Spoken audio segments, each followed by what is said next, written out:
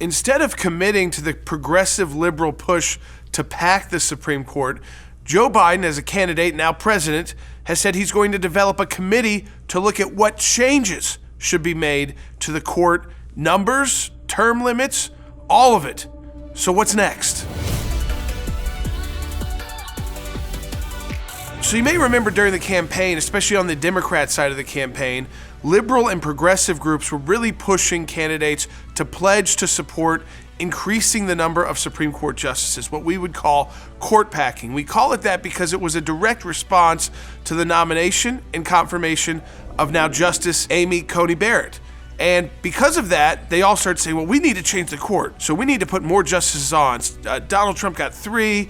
This is outrageous. And what about the circuit courts and the district courts? But here's how it can get dangerous. Court packing has usually been seen as adding justices. Joe Biden, as a candidate, never committed to supporting court packing and ultimately came around to an idea that he will develop a commission that will study reforms that may be necessary to the federal judiciary. Bob Bauer is a leading Democrat attorney. That's what he does. He defends Democrat politicians. He represents Democrat politicians. So he was actually the lead attorney for the Biden campaign. So this is a highly partisan person, and he's going to co-chair it. And you've also got people from the American Constitution Society. That sounds really bland. That's very progressive. They've been named.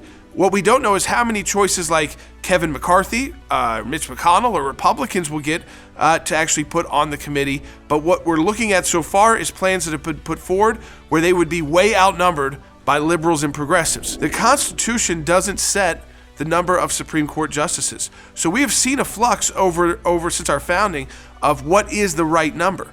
But it's kind of settled to 9.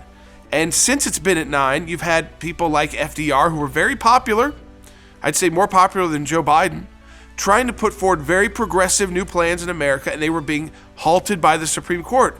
So he said, well, let's go to Congress. Congress, add more Supreme Court justices. And they refused to do so because the court is not supposed to be a political response. So they're kind of going at a back-end way too and say, well, what about, instead of court packing, what about shrinking? So we start putting term limits on judges and then ultimately justices as well. Now, a lot of times term limits is very popular keyword to conservatives. They like that idea when it comes to legislators. But judges are something very different.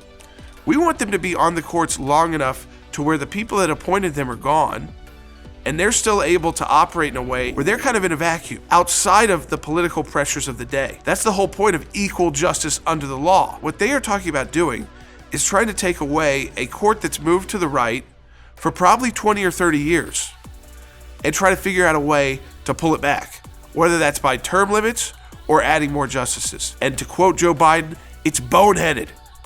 It's boneheaded, Joe. It's boneheaded, Kamala. Don't make these moves. Sign our petition. Stop this move by the Biden administration at aclj.org.